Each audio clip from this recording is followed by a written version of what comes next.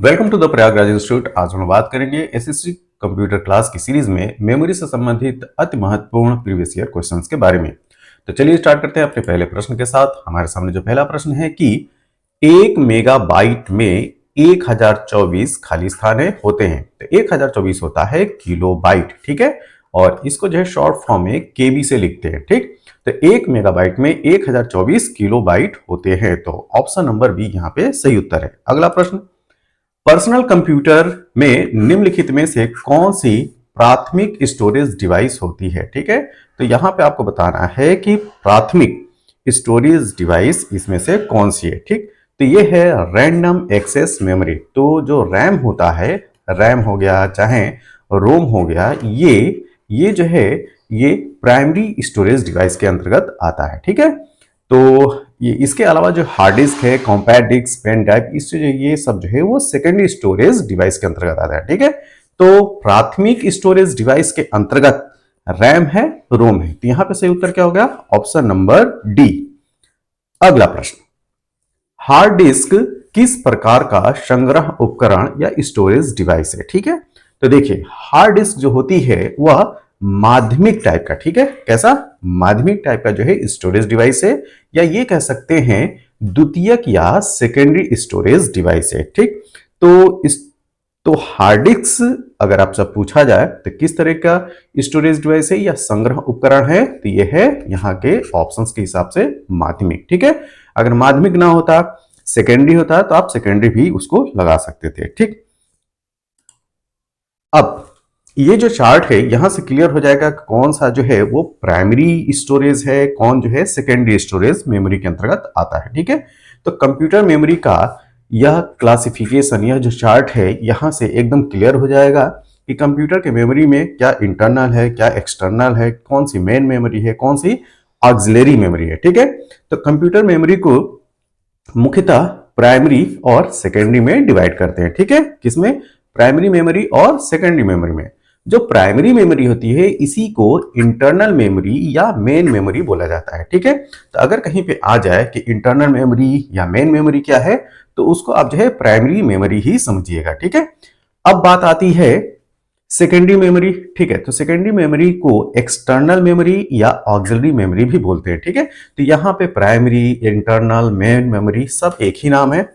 External memory, auxiliary memory और secondary memory भी जो है वो एक ही नाम है, ठीक। तो यहाँ पे क्लासिफिकेशन क्या है?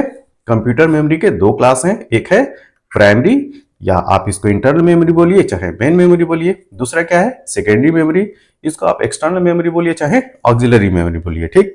तो पहले हम लोग डील करेंगे प्राइमरी मेमोरी, ठीक। तो प्राइमरी मेमोरी के अंतर्गत रैम, रैम और रोम, ठीक है। तो रैम जो है वो वोलेटाइल है।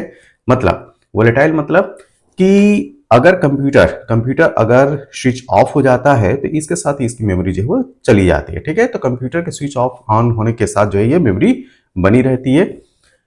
तो अगर कंप्यूटर ऑफ हो गया तो मेमोरी जो है लॉस हो जाती है, ठीक है। तो ये जो है वोलेटाइल नेचर की है, क्या? वोलेटाइल नेचर की है, ठीक है, और स्थायी भी बोल सकते हैं। और ये जो है नॉन वोलेटाइल है, ठीक है, नॉन वोलेटाइल है। अगर कंप्यूटर ऑफ भी हो जाता है तो ये मेमोरी बनी रहेगी, ठीक। तो प्राइमरी मेमोरी के अंतर्गत रैम, तो रैंडम एक्सेस मेमोरी, और रीड ओनली मेमोरी रोम। अब रैम के भी जो है फर्दर क्लासिफिकेशन है, एस रैम है और डी रैम है। एस रैम मतलब कि स्टैटिक रैंडम एक्सेस मेमोरी और डायनेमिक रैंडम एक्सेस मेमोरी। तो एस आर ए एम और डी आर ए एम, ठीक है। अब रोम की बात करें तो रोम में पी रोम है, program read only memory. EP ROM है, मतलब कि electronic program read only memory. और EEPROM है, ठीक है। और इसका मतलब कि electronic erasable program read only memory. तो ये जो है रोम की क्लासिफिकेशन है। अब ये जो पूरा हम लोगों ने देखा प्राइमरी मेमोरी के अंतर्गत रैम, रोम, फिर रैम का क्लासिफिकेशन एस रैम में और डी रैम में, रोम का क्लासिफिकेशन पी रोम, ईपी रोम और EEP रोम, ठीक। अब हम बात करेंगे सेकेंडरी मेमोरी या एक्सटर्नल मेमोरी या ऑक्सिलरी मेमोरी, ठीक है। तो इसमें जो है दो पार्ट, सिक्वेंशियल और रैंडम। सिक्वेंशियल के अंतर्गत, ठीक, सिक्वेंशियल के अंतर्गत आते हैं मैग्नेटिक टेप और ग्रामोफोन, ठीक। तो मैग्नेटिक टेप और ग्रामोफोन आते हैं सिक्वेंशियल मेमोरी के अंतर्गत। रैंडम मेमोरी जो हम लोग यूज करते हैं, इसके अंतर्गत मैग्नेटिक डिस्क में भी हार्ड डिस्क और फ्लॉपी डिस्क, फिर ऑप्टिकल डिस्क, इसके अंतर्गत सीडी और डीवीडी, सीडी मतलब कॉम्पैक्ट डिस्क और डीवीडी, ठीक, डिजिटल वर्सटाइल डिस्प्ले, ठीक है। तो जो डीवीडी है और सीडी, डिजिटल वर्सटाइल डिस्क, ठीक, तो ये डीवीडी हो गया, और फ्लैश मेमोरी में पेन ड्राइव है और मेमोरी कार्ड है। तो इस तरीके से जो है वो ये एक फ्लो चार्ट हमने देखा कंप्यूटर मेमोरी से संबंधित। तो ये फ्लो चार्ट जो है काफी ज्यादा इंपॉर्टेंट है, ठीक। अब हम बात करेंगे कि अगला प्रश्न क्या है। तो अगला प्रश्न है कि एक पेटाबाइट में कितने टेराबाइट्स होते हैं। तो एक पेटाबाइट्स में कितने टेराबाइट्स होते हैं ये पूछा जा रहा है। तो एक पेटाबाइट्स में 1024 टेराबाइट्स होता है, ठीक, ऑप्शन नंबर बी। अब देखिए ये जो kilobyte, gigabyte, terabyte, petabyte, exabyte, हेक्साबाइट, yottabyte, इनमें रिलेशन क्या है उसको हम लोग देखेंगे, ठीक। तो जो मेमोरी की जो सबसे छोटी यूनिट है वो है बीट, सबसे छोटी यूनिट है बीट, ठीक है। तो बीट में जो है वो दो नंबर होते हैं, एक होता है 0 और या 1 होता है, ठीक है। तो ये जो है सिंगल बाइनरी डिजिट होता है, 0 और 1 से बना होता है। किससे? 0 और 1 से बना होता है, ठीक, या तो 0 होगा या तो 1 होगा। निब्बल में जो है वो 4 बिट होते हैं, ठीक, 4 बिट होते हैं, और यह 1 बाइट का आधा होता है। तो या तो आप 4 बिट बोलिए या 1/2 बाइट बोलिए, ठीक है। तो 1 निब्बल बराबर 1/2 बाइट या 4 बिट। अब एक बाइट जो है कितने बिट के बराबर होता है? तो एक बिट होता है 1 बाइट होता है 8 बिट के बराबर। अब हम देखेंगे कि 1 किलो बाइट में कितने बाइट्स होते हैं, तो 1024, ठीक है। तो इन जनरल हम लोग जो पढ़ते हैं, किलो जो डिजिग्नेट करता है 10⁻³ को, ठीक है, 10⁻³ मतलब कि 1000 को। लेकिन यहां पे क्या होता है कंप्यूटर में ये जो यूनिट है 1000 ना होकर 1024 होती है, ठीक है, 1024 होती है। या हम कह सकते हैं यह जो है 2⁻10 के बराबर होता है, ठीक है। तो 2⁻10 करेंगे तो यह जो वैल्यू आएगी 1024 आएगी।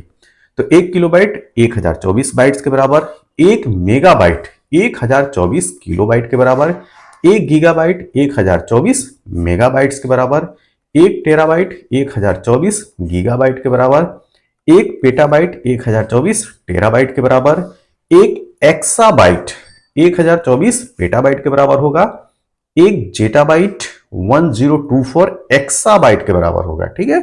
और 1 योटाबाइट किसके बराबर होगा? 1024 जेटाबाइट के बराबर। अब ये जो है आपने यूनिट देखा किस मतलब कि किलोबाइट बाइट्स में क्या रिलेशन है, मेगाबाइट, किलोबाइट, गीगाबाइट, टेराबाइट, ठीक है। अब हम लोग बात करेंगे 2 टू पावर में जो है कितनी वैल्यू होती है, ठीक है। तो यहां पे थोड़ा सा मैं इसको इरेज कर देता हूं, इरेजर, ठीक है। तो देखिए 1 बीट 1 बाइनरी डिजिट होगी, 0 या 1 होगी, ठीक है। 1 निबल 4 बिट्स, इसको हम देख चुके हैं। 1 बाइट 8 बिट के बराबर। अब एक्चुअली में ये जो फिगर हमने लाया है वो ये जानने के लिए कि ये जो वैल्यू होती है 1 किलोबाइट 1 मेगाबाइट या 2 टू पावर पे मतलब कि 2 के घात पे कितने बाइट्स के बराबर होगा, ठीक है। तो 1 किलोबाइट जो है 1024 बाइट के बराबर तो होता है, लेकिन अगर 2 टू पावर देखा जाए तो 2 पे घाते 10 के बराबर बाइट्स होता है, ठीक है, 2 टू 10 बाइट्स। 1 मेगाबाइट 1024 किलोबाइट या 2 टू पावर 20 बाइट्स के बराबर। 1 गीगाबाइट 1024 मेगाबाइट या 2 टू पावर 30 बाइट्स के बराबर। 1 टेराबाइट या 1 टीबी जिसको बोलते हैं, ठीक है, 1024 जीबी या गीगाबाइट या ये कहिए 2 टू पावर 40 बाइट्स के बराबर, ठीक है। एक्चुअली में एग्जाम पे जो है 2 टू पावर पे भी जो ये क्वेश्चन पूछे गए हैं कि 2 पर कितनी घात आएगी 1 टेराबाइट में, ठीक है। 1 पेटाबाइट जो होता है 1024 टेराबाइट या टीबी बोलिए या 2 टू पावर 50 बाइट्स होगा, ठीक। 1 एक्साबाइट 1024 पेटाबाइट या 2 टू पावर 60 बाइट्स। 1 जीटाबाइट 1024 एक्साबाइट या 2 to the power 70 बाइट्स के बराबर है। 1 योट्टाबाइट 1024 जेट्टाबाइट या 2 to the power 80 बाइट्स के बराबर।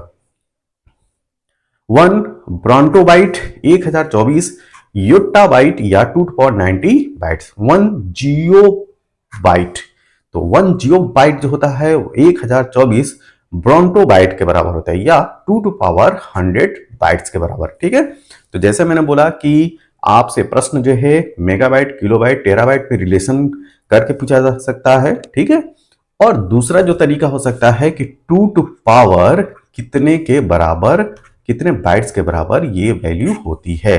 तो दोनों तरीके से जो है इसको याद रखिएगा। अब चलते हैं अगले प्रश्न की तरफ।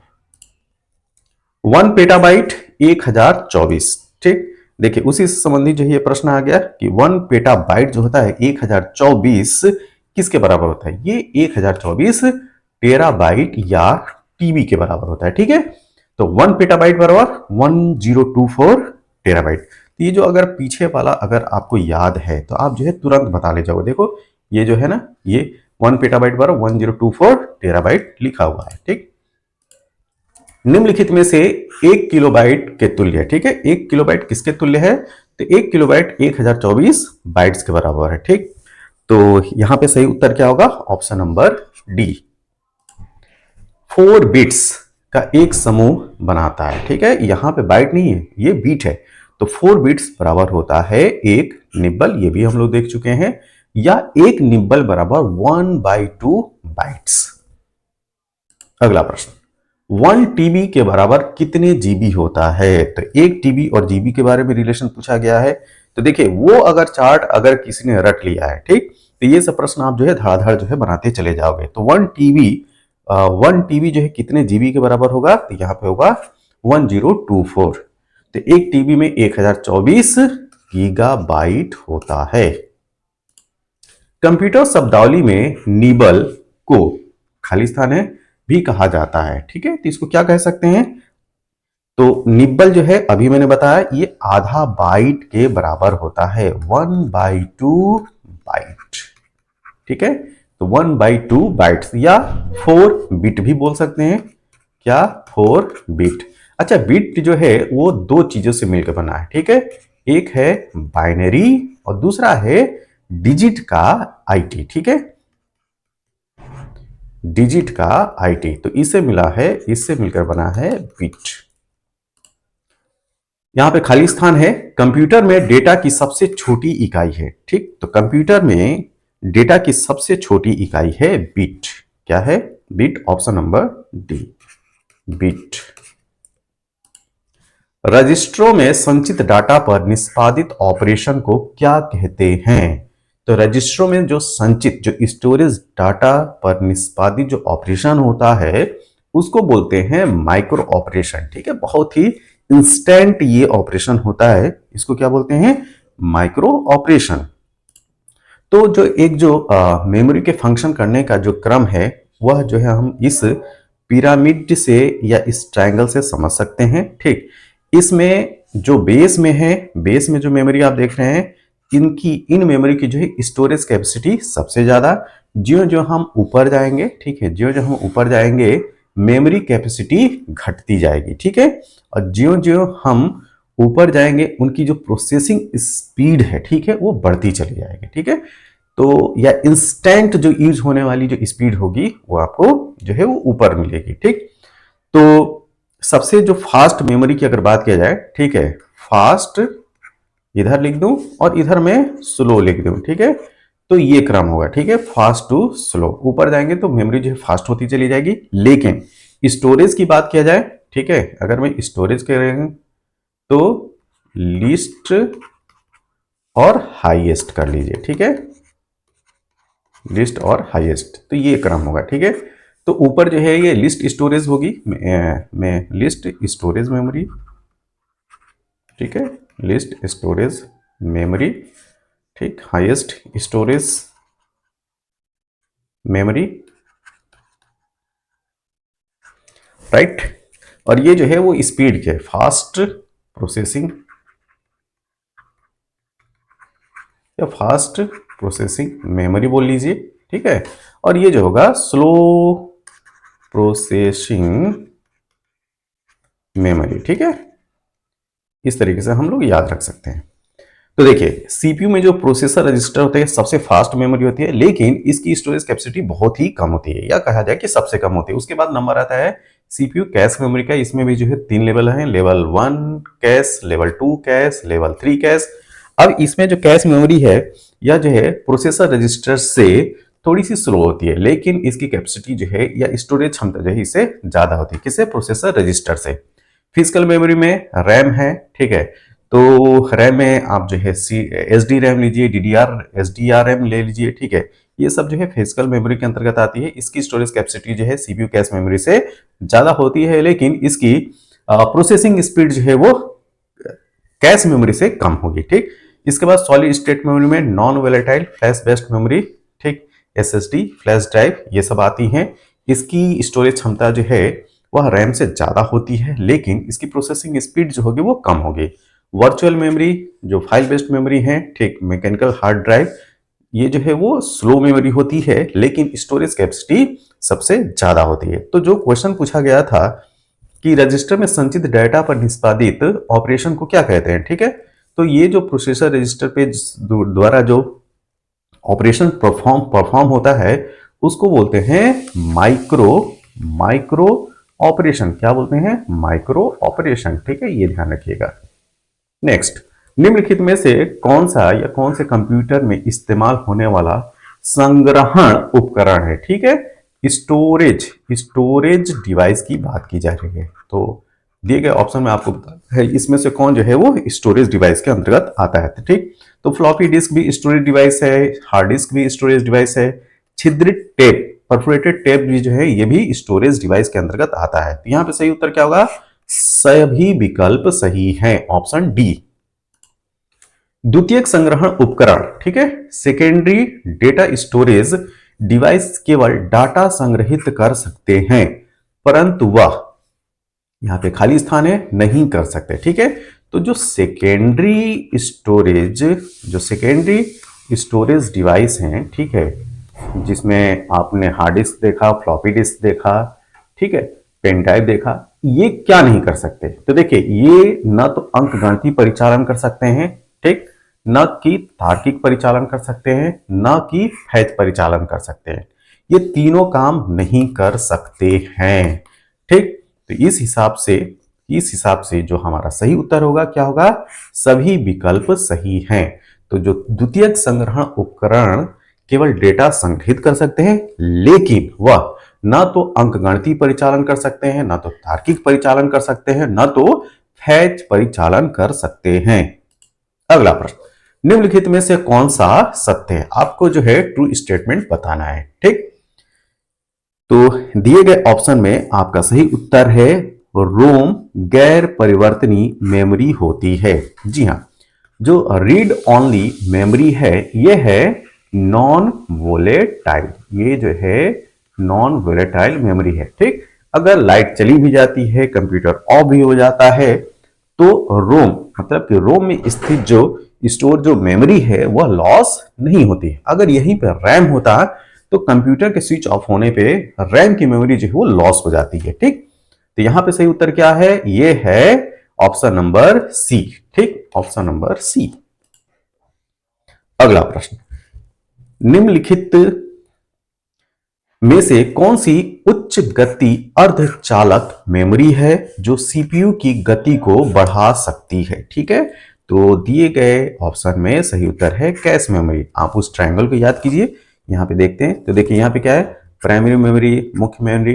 तो देखिए जो प्राथमिक मेमोरी है उसको मेन मेमोरी भी बोला जाता है, ये हम जो है ऑलरेडी पढ़ चुके हैं। मेन मेमोरी को या इंटरनल मेमोरी भी बोलते हैं, ठीक है, प्राथमिक को इंटरनल, ये याद रखिएगा। और जो सेकेंडरी मेमोरी है उसको क्या बोलते हैं? सेकेंडरी को एक्सटर्नल मेमोरी, ठीक है। और दूसरा नाम क्या था? ऑक्सिलरी भी बोलते हैं, ठीक है, ऑक्सिलरी मेमोरी भी इसको बोलते हैं। तो देखिए मुख्य मेमोरी, प्राथमिक मेमोरी, सेकेंडरी मेमोरी, ये जो है इनकी स्पीड कम होती है, ठीक है, लेकिन जो कैश मेमोरी होती है वह सीपीयू की गति को बढ़ा देती है। ठीक, तो यहां पे सही उत्तर क्या होगा? Option number D. Cache memory किस सिद्धांत पर कार्य करती है? ठीक है, तो जो कैश मेमोरी होती है वह रेफरेंस की स्थिति को दर्शाती है। किसको? रेफरेंस। तो यहां पे जो सही उत्तर होगा वो होगा ऑप्शन नंबर बी। ठीक, तो ऑप्शन नंबर बी रेफरेंस की स्थिति को दर्शाता है। ठीक, तो जो कैश मेमोरी होती है एक हाई स्पीड की जो है सेमीकंडक्टर मेमोरी है, जो कि सीपीयू की गति को बढ़ाने का काम करती है। ठीक है, जो सेंट्रल प्रोसेसिंग यूनिट है सीपीयू, उसकी गति को बढ़ाने का काम जो है कैश मेमोरी करती है। और ये है क्या? ये एक हाई स्पीड सेमीकंडक्टर मेमोरी है। ठीक है, और यह सीपीयू और जो मेन मेमोरी है मतलब कि रैम, उसके बीच में एक बफर के रूप में कार्य करती है। ठीक है, तो एक बफर के रूप में कार्य करती है सीपीयू और मेन मेमोरी के बीच में। ठीक है, मेन मेमोरी, अभी हम लोग ने जाना मेन मेमोरी में क्या? रैम। ठीक है, तो इसके बीच में जो कैश मेमोरी है, ठीक है, जो कैश मेमोरी है CACH, ठीक है, जो कैश मेमोरी है वो एक बफर की तरीके से काम करती है, इंटरमीडिएट का काम करती है। ठीक है, तो इस तरह से बोल सकते हैं रेफरेंस की स्थिति पे। ठीक है, रेफरेंस की स्थिति में ये काम करती है। ठीक है, क्या? Cache memory. और कैश मेमोरी का उपयोग जो है यूजर द्वारा दिए गए इनपुट होता है उसको कलेक्ट करने के लिए किया जाता है। ठीक है, और यह सबसे तेज मेमोरी है। कैश मेमोरी जो है वो सबसे तेज मेमोरी है, अगर अगर आपके ऑप्शन में रजिस्टर प्रोसेसर ना है। ठीक है, तो अगर ऑप्शन में रजिस्टर प्रोसेसर नहीं है, कैश दिया हुआ है, तो कैश जो है वो सबसे फास्ट मेमोरी है। अगर रजिस्टर प्रोसेसर है तो कैश से भी फास्ट होता है रजिस्टर प्रोसेस। आगे चलते हैं। कैश मेमोरी किन के बीच क्रिया करती है? ठीक है, अभी हमने देखा। ठीक, तो कैश मेमोरी जो है वह सीपीयू और रैम के बीच में, ये देखिए अभी हमने बनाया था ना, तो सीपीयू और रैम के बीच में। ठीक है, सीपीयू और रैम के बीच में जो है यह एक बफर का काम करती है। ठीक है, किसका काम करती है? बफर का काम करती है। कैच में से वर्ड को हटाते ही मुख्य मेमोरी को अद्यतन करने की विधि को क्या कहते हैं? ठीक है, फिर से इस क्वेश्चन को देखिए। कैच में से वर्ड को हटाते ही मुख्य मेमोरी को अद्यतन करने की विधि को क्या कहते हैं? तो इसको कहा जाता है राइट बैक। क्या कहते हैं? Write back. Option number B. Computer processing में खाली स्थान है, पूल से प्रक्रमों को चुनता है और उन्हें क्रियान्वित करने के लिए मेमोरी में लोड करता है, तो यह क्या कहलाता है? यह है जॉब शेड्यूलर। क्या? जॉब शेड्यूलर का यह काम है। क्या? कंप्यूटर प्रोसेसिंग में जॉब शेड्यूलर पूल से प्रक्रमों को चुनता है और उन्हें क्रियान्वित करने के लिए मेमोरी में लोड करता है। सूचना प्रौद्योगिकी में एसोसिएटिव मेमोरी को क्या कहते हैं? ठीक है, तो इंफॉर्मेशन टेक्नोलॉजी में जो एसोसिएटिव मेमोरी होती है उसको बोलते हैं कंटेंट एड्रेसेबल मेमोरी। क्या? Content addressable memory. निम्नलिखित में से किसमें जो भी फाइल या फोल्डर एक्सेस किया जा सकता है उसे मार्क करते हुए पूरे फाइल सिस्टम से गुजरना पड़ता है? तो ये है ऑप्शन नंबर बी, कचरा एकत्रीकरण। ठीक है, तो ये जो है गार्बेज स्टोरेज होता है। ठीक, क्या? Garbage storage. Option number B. एक बीट डाटा के संग्रह के लिए किस सर्किट का प्रयोग होता है? ठीक है, तो एक बीट डेटा संग्रह के लिए जिस सर्किट का प्रयोग होता है उसको बोलते हैं फ्लिप फ्लॉप। क्या? Flip flop. Option number B. तो एक बिट डेटा के संग्रह के लिए फ्लिप फ्लॉप सर्किट का प्रयोग होता है। पेज फॉल्ट कब आता है? ठीक है, पेज फॉल्ट की स्थिति कब उत्पन्न होती है? तो देखिए, जब प्रोग्राम ऐसे पेज में पहुंचे जो उस समय मुख्य मेमोरी में ना हो। ठीक है, तो जब प्रोग्राम जो है मेन मेमोरी में ना हो, ठीक है, तो उस फेज को जो है पेज फॉल्ट कहते हैं। ठीक है, उस पेज को। तो जब प्रोग्राम ऐसे पेज में पहुंचे जो उस समय मुख्य मेमोरी जो मेन मेमोरी है उसमें ना हो, तो उसको बोलते हैं page fault. Option number B. Kernel memory के आवंटन की एक नीति को क्या कहते हैं? कर्नेल मेमोरी के आवंटन की एक नीति को कहते हैं स्लैब आवंटन। ठीक है, तो स्लैब डिस्ट्रीब्यूशन कहलाता है कर्नेल मेमोरी के आवंटन की एक पॉलिसी है। ठीक, निम्नलिखित में से कौन सी कंप्यूटर अस्थायी, ठीक है, टेम्पररी मेमोरी है? यहां पे आपको जो है अस्थायी, ठीक, मेमोरी का नाम बताना है। तो अस्थायी या वोलेटाइल बोलिए, ठीक है, वोलेटाइल मेमोरी बोलिए। तो वोलेटाइल मतलब कि कंप्यूटर के स्विच ऑफ होते ही वो मेमोरी लॉस हो जाए, तो ये क्या है? रैम है। ठीक है, रैंडम एक्सेस मेमोरी। निम्न में से कौन electrically erasable programmable read only memory का एक उदाहरण है? ठीक है, तो आपको ये बताना है कि इनमें से कौन जो है electrically erasable programmable read only memory का एग्जाम्पल है। तो ये है फ्लैश। ठीक है, ऑप्शन नंबर सी, फ्लैश। किसी शब्द की लंबाई की माप की इकाई क्या होती है? ठीक है, तो किसी शब्द की लंबाई की माप की इकाई होती है byte. Option number B, byte. इसी के साथ यह वीडियो जो है कंप्लीट होता है। यह वीडियो आपको कैसा लगा? जैसा भी लगा हो आप अपने सुझाव जो है कमेंट बॉक्स में जरूर दें। और इस वीडियो के पीडीएफ के लिए आप हमारे Telegram channel the Prayagraj institute को ज्वाइन कीजिए और इस वीडियो के पीडीएफ को प्राप्त कीजिए। तब तक के लिए थैंक यू, धन्यवाद।